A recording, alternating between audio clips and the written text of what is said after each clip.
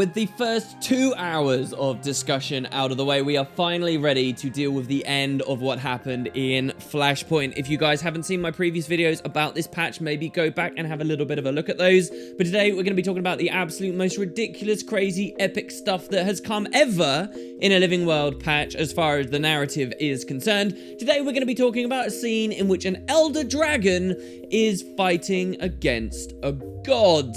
And it's pretty ludicrous. So I'm very excited to talk to you guys about this today. Very long video. I'll try to keep things as condensed as possible.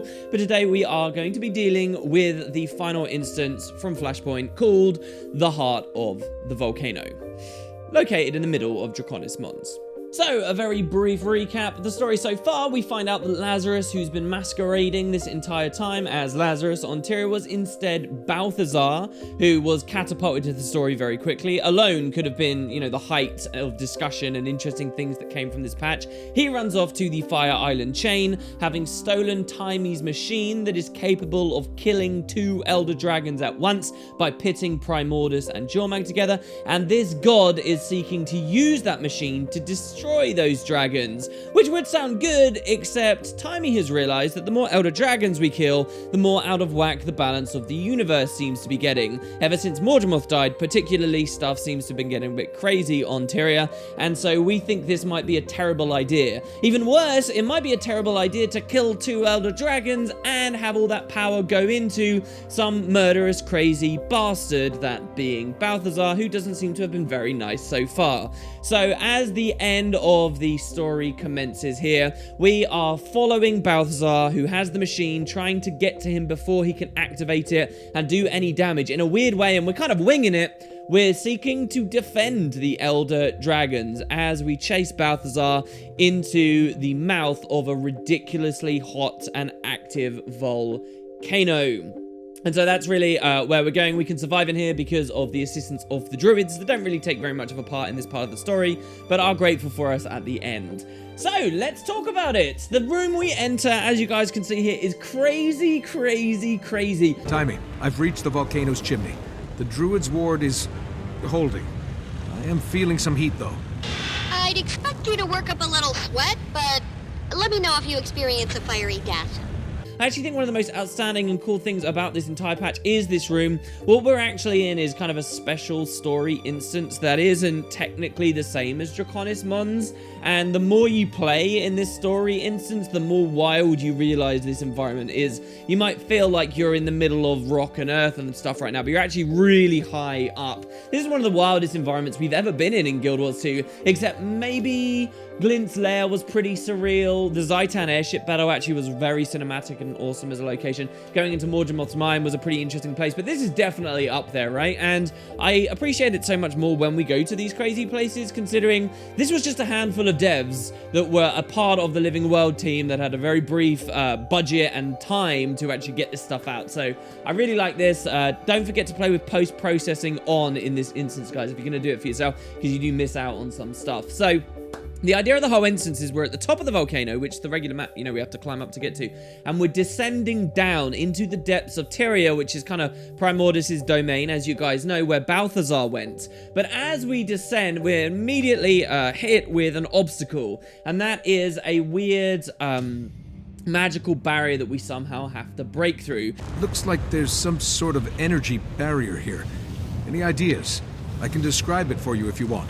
So Timey responds to this problem with a surprise visit. She actually comes down herself to check out the barrier herself, and she gives us a scanner so that we can get more information about it and figure out how to penetrate its defenses. So Timey joins us in the volcano, and I feel kind of bad that I'm going to do a lot of discussion here right at the start of the video. The things we talk about early in these videos tend to bog the comments down more than anything else, and this really isn't the main thing we should be talking about, but here is the most appropriate time to discuss it. Timey is with us, and she's in Scruffy 2.0. How about if I just take a look myself? You... Scruffy! He's fixed? Not completely.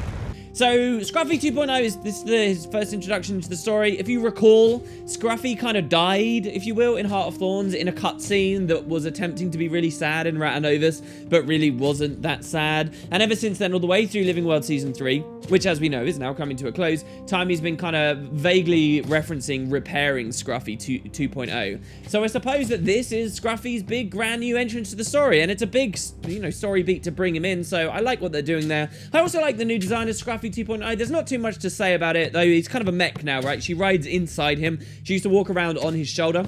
Or stand on his shoulder as he walked around, rather. Well, now she's actually inside with this big, like, domed glass front. Reminds me a lot, and I'm sorry for geeking out about this, because so few people will care. I did a Let's Play on this game a long time ago, though. Azuric. It looks like the golem, the golems that the Overseers ride in Azuric. So I really like the design of Scruffy 2.0, but it is a little bit neutered because he's not fully powered up, right? Like Timey says, oh, all I really got was a heat shield, and I don't have any of his weapons and stuff on there. So Timey doesn't really participate in anything that's going forward in a minute. She just kind of stands around and talks to us. He doesn't have his guns? Come on, maybe they should have waited until he had his guns before bringing him back into the story so he could, you know, explode down a wall and save the day. But hey, I think it's obvious what they're doing here. We know an expansion is coming. There's only one more patch till an expansion. This has brought Scruffy back into the picture, allowed Timey to be mobile just in time for an assault on an Elder Dragon and a big expansion story where, you know, we're all together again. So I think that that's pretty obvious what's going on there, and it's pretty good timing for that. So some people have criticized this part of the story. Because Timey miraculously arriving here really kind of feels like it cuts away at the whole epicness of the previous video I just did. The bit where we're going through that crazy druid ritual and visiting all these old Asuran labs and freeing the druids. We had to do a lot to be able to survive in here, and then all of a sudden, Timey just gets to come. It's like she's already done way more stuff than an adolescent Asura should reasonably have been able to have done. You know, it's already a difficult pill to swallow, but now I also have to swallow the fact that she somehow found the time to develop a golem that could survive at the perfect time inside this superheated volcano core.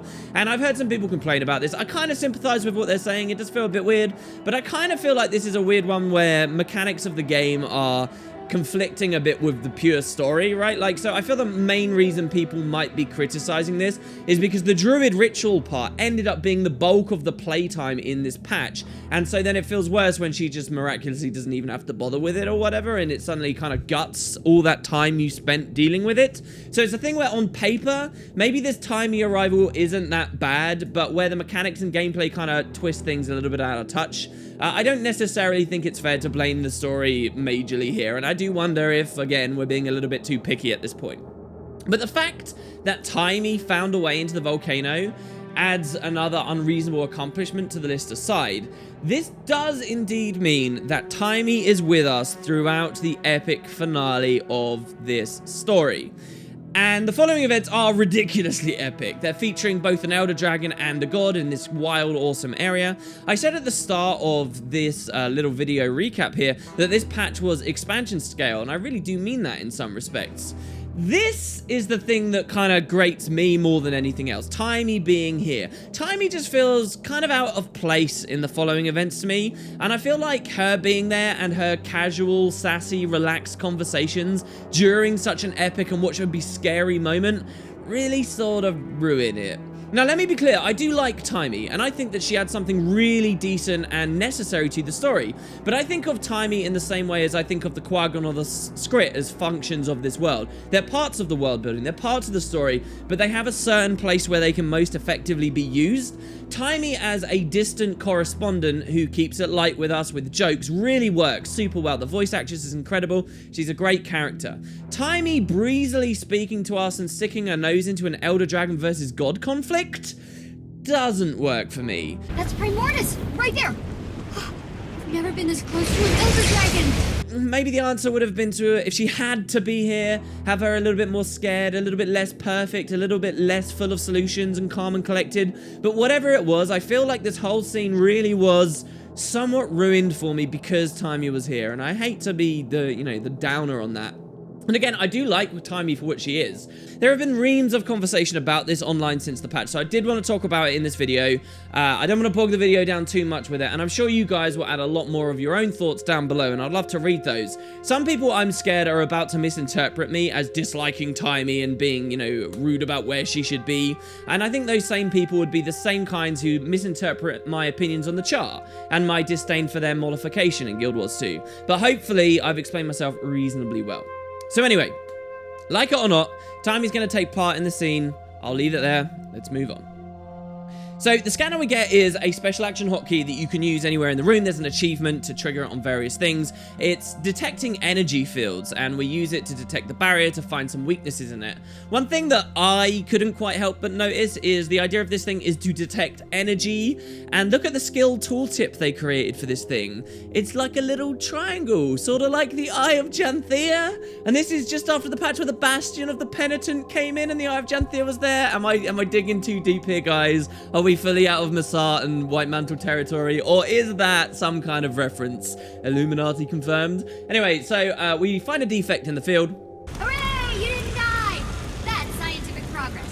Timey is happy that we didn't die, and so what we need to do is we glide in the room, we grab the magic that's coming off of the barrier when we scan it, and then we fire it at the seals, 3 of them that are positioned around the barrier, and we break it so that we can get deeper into the volcano and follow Balthazar, who is on his way to Primordus. Very exciting, right? So this whole instance, we're introduced to a very interesting gliding mechanic. It is constantly there, constantly in use, where essentially we are permanently gliding, and we can essentially fly here. The entire instance is basically a very low energy, weak updraft, constantly moving up. And it works in the story, right? Because this hot air would make us float up. Timey can't come with us because Scruffy 2.0 is very heavy, so she'll just sort of fall with us, but not do these little mechanical moments. It's really nice to just constantly be able to glide like this, basically have the luxury of updrafts everywhere. And you can really see how the devs probably wanted to do this for a while, but they had to design a very specific environment to make it work. And the inside of a volcano really pays off. I like as well, especially that we're having this encounter in this absolute freedom while gliding at the very end of the Heart of Thorns days. You know, and that's cool because Heart of Thorns kind of had gliding as such a defining feature of that expansion pack. So to cap it all off here and do the best final thing you can with gliding, it is nice. Okay, so we break the first barrier, and breaking the barrier isn't just fun, but what they're teaching you here to gather the energy and fire it, it's actually teaching you mechanics for an upcoming boss fight, which is going to mark the end of this patch. So we break the barrier, and wow, look at this. It's a huge pit taking you way lower into the volcano. This is what I'm talking about. You thought that you were probably low down already. No, no, no. There's a long way down to go. And this is great because it gives you that impression of properly moving into the depths, which is what I have always thought of and associated with Primordus, though we don't get that kind of cavey, dark, ancient, lost civilization idea. So you realize how special this map is that they've designed, you know, in terms of its geography. So we glide down, or fall down as fast as you can. And now you'll notice something new's going on as well. There's destroyers here everywhere. They're the green variety. Again, I feel the same as before. It would have been nice to have some regular destroyers around as well, maybe even some champion ones or different varieties. But loads of destroyers, and they're firing these green bolts at you, so you're kind of being sieged as you move down. I feel like this could have been a little bit better, but maybe it's a bit annoying to try and dodge siege as you're gliding. There is an achievement to get through the whole instance without being hit, which is very nice. But so as we descend through this part of the story, we have another conversation with Timey, and we kind of talk a little bit more about Balthazar. She mentioned something really kind of cool here, which I want to throw to you guys. You'll never guess what's down here. Please tell me it's not a second, even angrier God of War. No, another energy field. Now, this line, this is pretty interesting. I've already talked on the channel about Balthazar in lore, if you watch my recap on everything that Balthazar's all about, how he was in an eternal conflict with his half-brother, Menzies.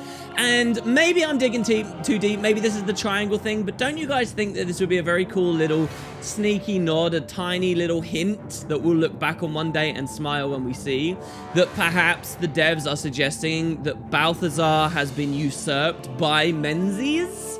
and the other God of War that, you know, Timey mentions hypothetically there could be another God of War, but there actually is another God of War. I think that'd be really cool. Is that a very subtle little hint? We'll have to come back to this in just a moment when we talk more about the crazy lore bombs Balthazar is about to give us. So just hold that thought for a moment though, guys. So we find another barrier. We have to break it. This time we're being aggressed by destroyers. As we fall again, we have another conversation with Timey. My sensors show you nearing the base of the chimney, but let me guess. Another barrier? You got it.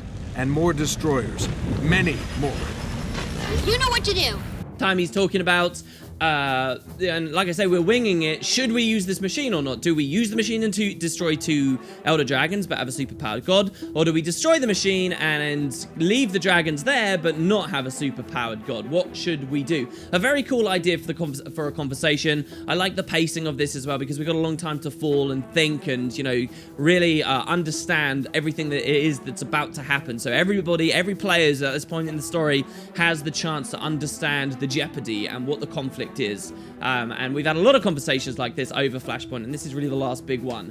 What sucks is, and you might miss it at the time because of all this mental stuff that's going on in this crazy environment, but the devs during this conversation do very casually shelf one of the coolest ideas that I was really looking forward to.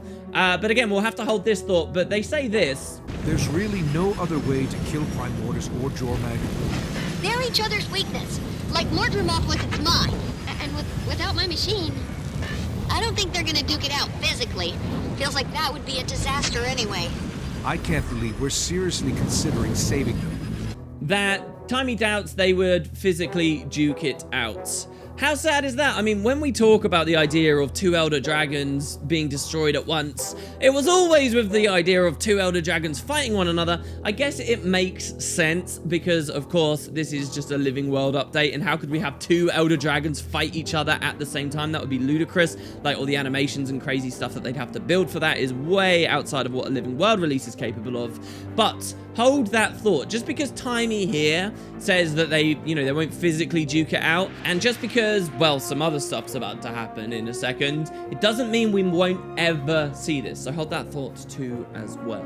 So, we go through the next barrier, another huge hole, tons of destroyers in this one. These ones are sieging us much more frequently. They're a real threat here. But as we start to break the next barrier, something very interesting happens. We hear a dragon roar. We get a sign that we are close to Primordus, who we've never seen in Guild Wars 2. We saw him for a brief moment in Guild Wars 1, but not the sequel.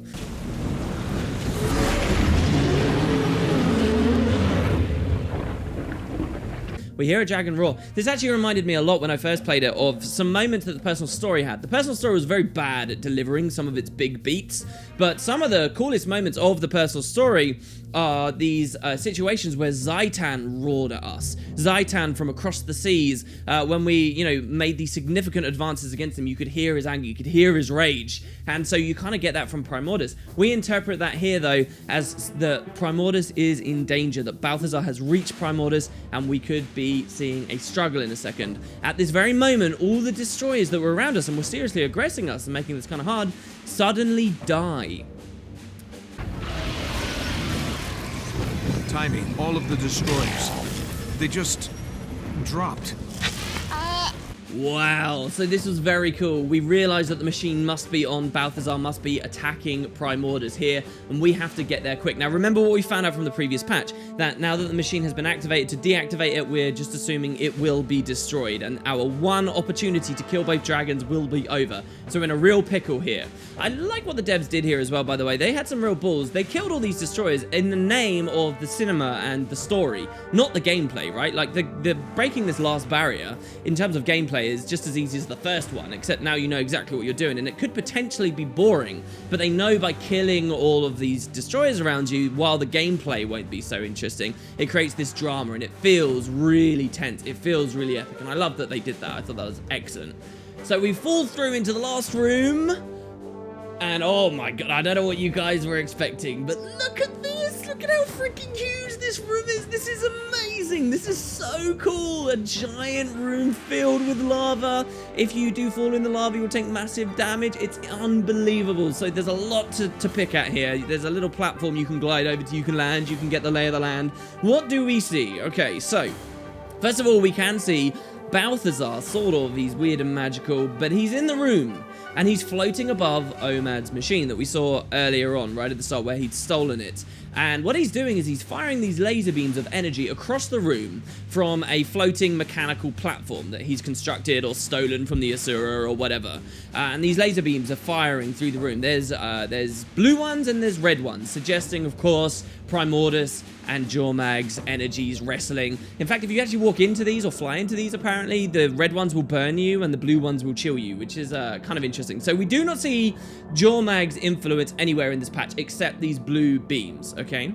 But the beams are being directed across the room and they're being fired at a giant construct thing that when you really take a moment and you look back, you'll realize it's a massive head.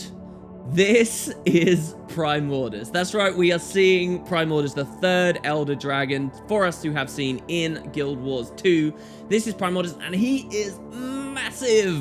So there's a lot of cool things to talk about here with Primordus. This isn't actually the first time we've seen him. Some of you GW2 exclusive players might not realize this, but actually at the end of Guild Wars 1, Guild Wars 1 Eye of the North, was really all about Primordus, and it was about his initial stirrings and earthquakes that were triggered by that and the arrival of the destroyers.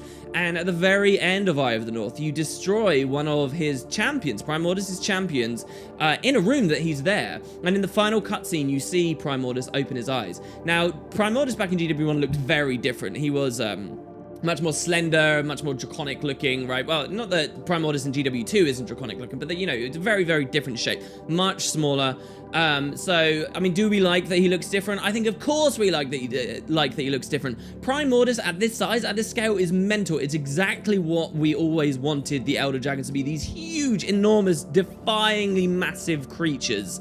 And, you know, just because, you know, so many years ago in Eye of the North, the devs made a smaller one in a more limited version of the game engine for more limited people's PC. Should they be beholden to that and years off into the future? Of course not. And we've already seen that they did something like this. Like, look at the difference between Oak Hearts in GW1 versus Oak Hearts in GW2. The Guild Wars 2 Oak Hearts are awesome. Do we complain and whine and bitch that they, you know, they're not lore similar to what they were in the first game? Of course not, because they look so cool now. And I like that they took that artistic liberty there. I like that they ran with it and they made such a big, badass Elder Dragon.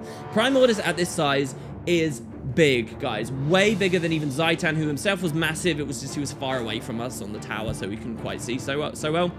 But Primordus is insane. A couple of examples for you guys. Someone actually did a video where if you go near Primordus, if you fly near him, because remember, you can infinitely fly here, you can fly over to him, and you can even fly into his mouth, but by doing this, you get burning on you, and that's supposed to kill you. Well, a guy did it on a Rev, and stacked tons and tons and tons of resistance, flew over to Primordus, got hundreds of stacks of burning, which is really cool to see the mechanics complement the story here. You know, all this crazy burning, you really feel very threatened being near him, but you can fly into his mouth and you can see his tongue and stuff, and there's all kinds of cool details. But here's the best way to really instill upon you how big Primordus is, and credit to that shaman. That shaman basically took the asset, took the size of the head on the map, and showed us some comparisons. So look at this, look at Primordus compared to any of these locations. And now if we extrapolate as well, look at how huge the size of the epic. We extrapolate like a full dragon.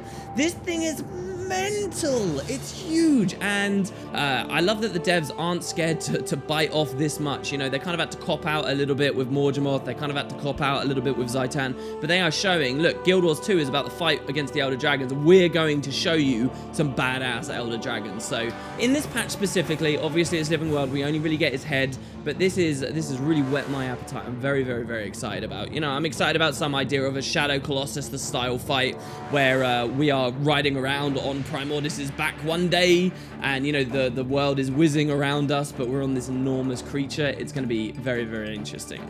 So that's the room. Now let's snap back. What we're going to do is we're going to land next to Balthazar. And we're going to realize very quickly that Balthazar isn't quite here. He's sort of only semi in phase with reality. He's only magic is detected. And we have another chat with Timey, another far too casual chat with Timey. who nonetheless deduces that Balthazar is somehow combined with the machine. And we resolve, look, let's just destroy the machine, because a murderous, overpowered god is too dangerous. Now, maybe if you play a human character, this would be a bit frustrating, that you care so little about this deity, but Balthazar has been a bit of a dick at this point, so we decide we're going to destroy it. Balthazar then reveals that he can hear us, and he speaks with us. And the next couple of things he says are very enlightening. So enlightening, we're going to do another huge whole video on them, but I will open that can of worms right here. Let's listen to what Balthazar says, guys. Your kind will not stop my campaign. Balthazar, what you're doing, you'll destroy Tyria. Your wounds criminals. They have beaten me, dimmed my light, but they will see me now. If you won't stop, then at least face me. For the honor of battle, of war. Good thinking.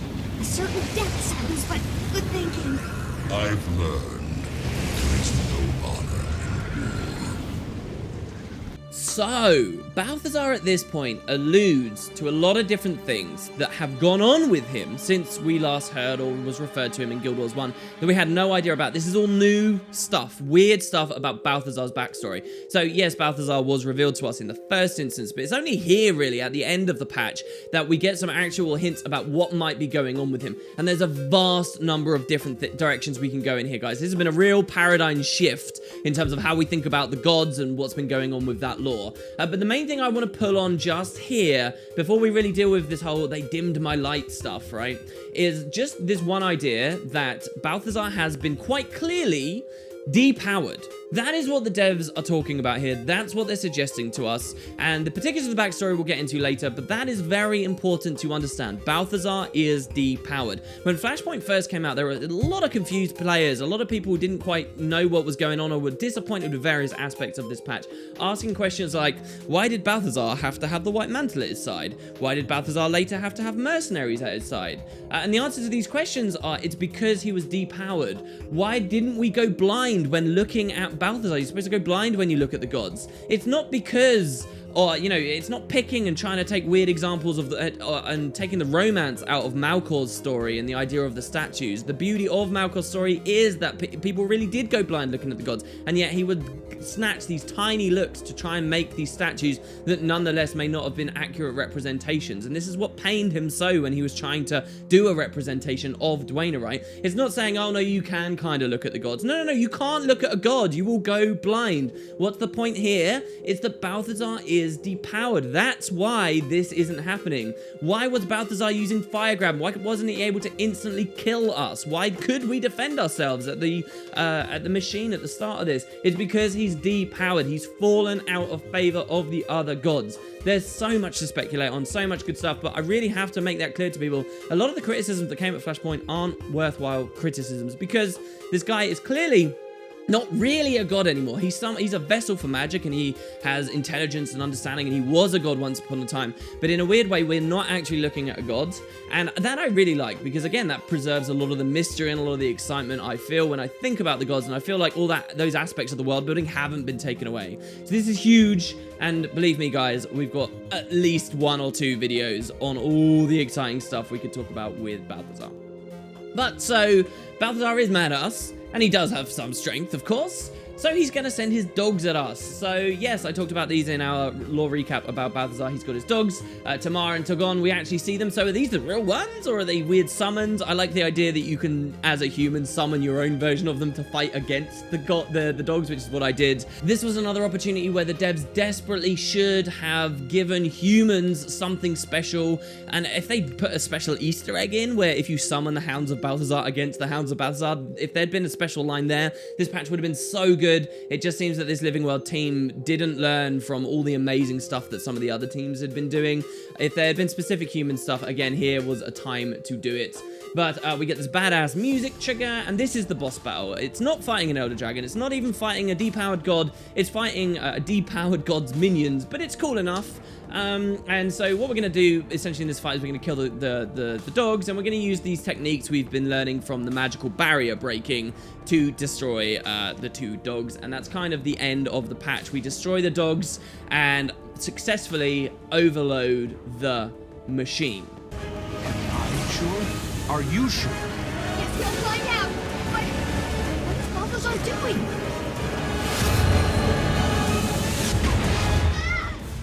He downs us all. He shoots this massive burst of energy that really harms us all, puts us all down on the ground. He explains that he seems to have gotten a lot stronger. He screams, "The power!" And he disappears. So he may have been super depowered at the start of this patch when he revealed himself to us, but now he seems to have gained at least a little bit of that back by having the capability of destroying us all like that and then just running away. And the machine actually finally survives this moment. The devs have been hammering it at us so much. Oh, the machine's going to get destroyed. The machine's going to get destroyed. And it survives. But then this cutscene plays. Huh. What do you know? I was...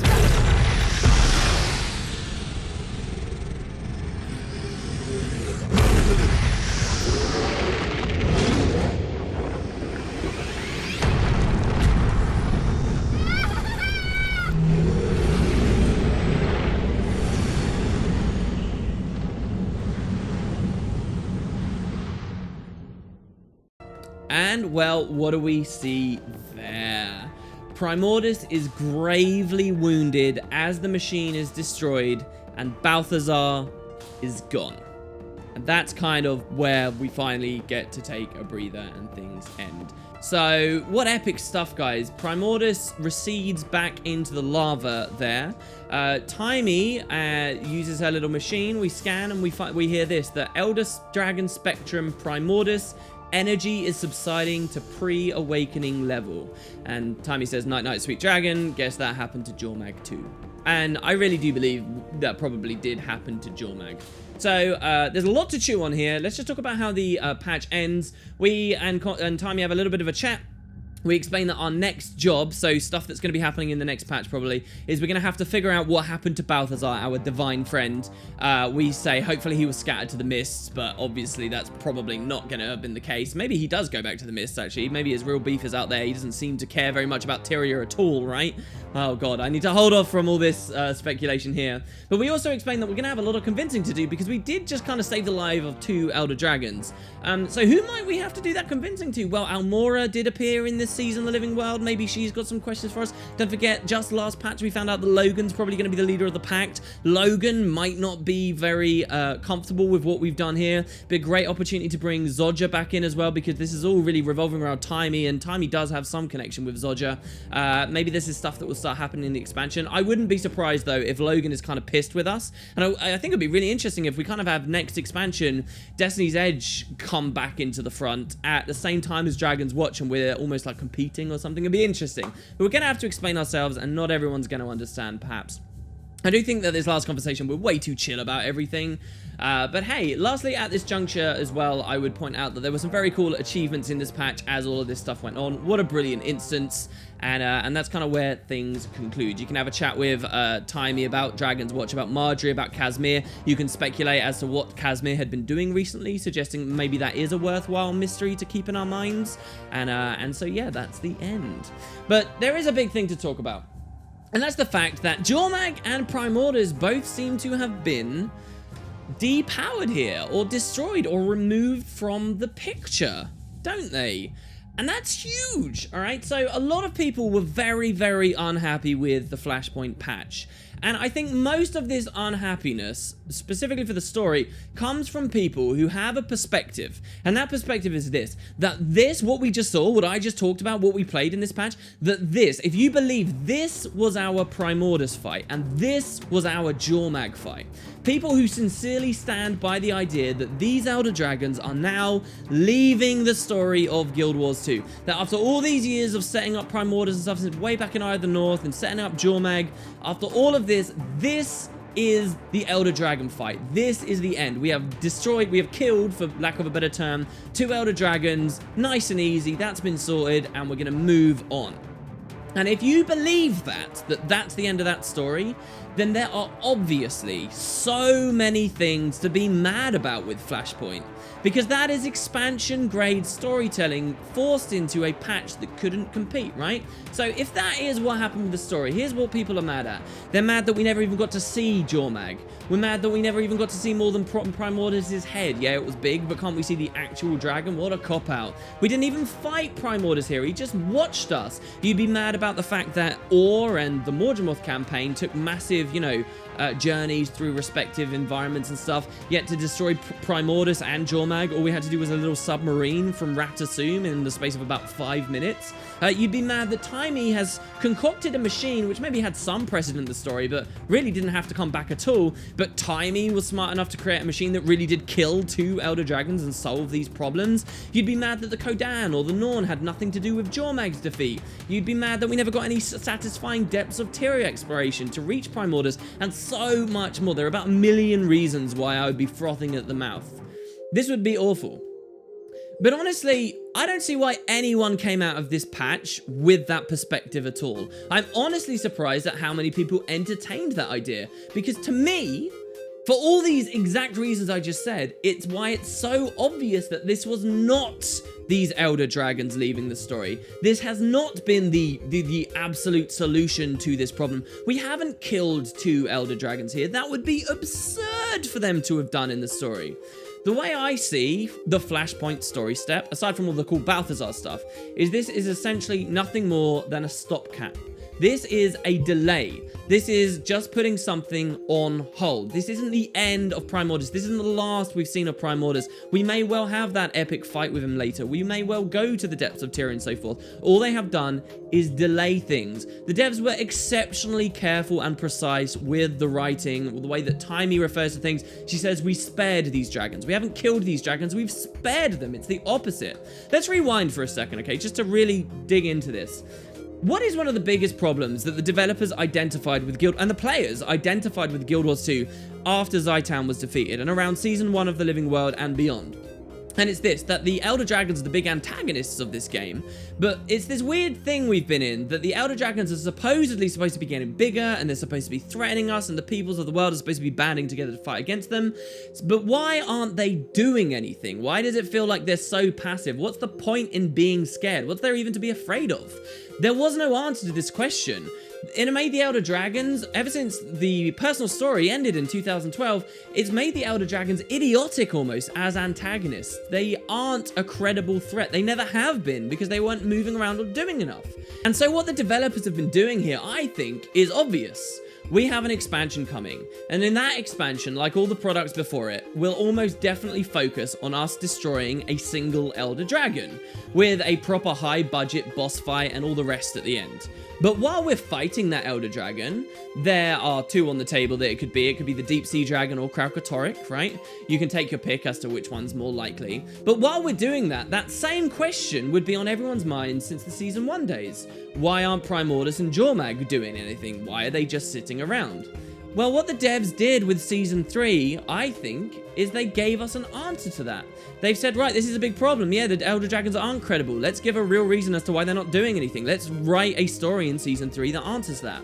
And that's what they've done here. They've said, look, these dragons are temporarily stunned or they're depowered. They're back to their pre-awakening level. They've chilled out a little bit. They've been delayed. They're still there. They'll still have to be dealt with. The problem will rise at some point again. But now there's a believable reason as to why during the next expansion, why when we're, wandering around in the unending ocean fighting the deep sea dragon, why they're not a threat at this point.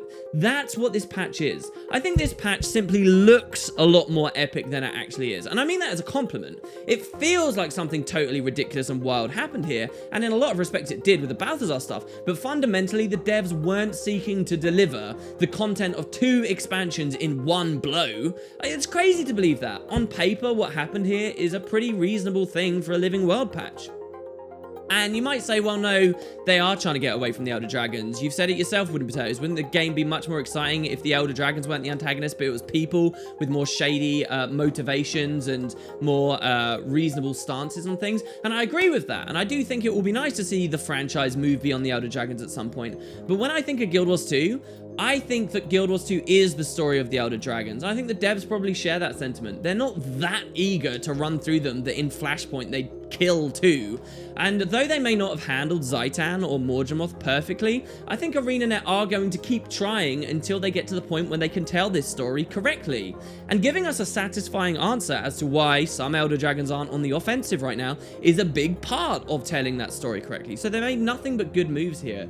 Think of it this way as well. What's more reasonable? That the minds, the managers, the people planning this stuff out at ArenaNet, that they, one, saw a common criticism and issue in the story and decided to try and answer it in a Living World Season 3 before an expansion, or two, decided to ask Team 2 of the Living World crew, with a limited budget and a limited amount of time, to deliver an earth-shattering patch that would accelerate the game narratively as much as the entire history of Guild Wars 2 so far. This patch, 2 Elder Dragons die. For the past 5 years, we've had 2 Elder Dragons die. Did they really do option 2? No. That's madness. If you think that they're that stupid, if you have that little confidence in their decision making, then I would say you have a staggering level of unreasonable cynicism in you. I don't think that this is the end of Primordus or Jormag. It's just a delay. So with this in mind, no, Timey's genius machine doesn't really bother me that much because it didn't do that much in the end, right? A screaming Deus Ex Machina, even incorrectly as you would have been, was folly in the first place. Nor do the vast majority of criticisms with this update resonate with me at all. If anything, I think this update did pretty damn well. There are a few little niggles, like the developers do seem to have gotten their lore wrong at the end. The idea of the Elder Dragons is that over time while they're asleep, they lose their magic. Then they wake up because they're hungry and they do that to gather it again. So when they say at the end of the patch that energy is subsiding and Primordus went back to his pre-awakening level is wrong. For Primordus to go back to his pre-awakening level is actually to give him magic. Pre-awakening should have more and be less hungry and more content to sleep, but whatever, I guess. What they're trying to show is that he's not a threat, hey? And so there you go, guys. That is how Flashpoint ends. The druids thank us for getting all this crap out of their garden. They take their magic away from us, and we are faced with sharing with the world what the hell just happened here and getting Dragons Watch together. Also remember all that stuff with Bram and his fight against Jormag. If Jormag was now dead and gone, wouldn't that make the crack in the ice patch look completely ridiculous?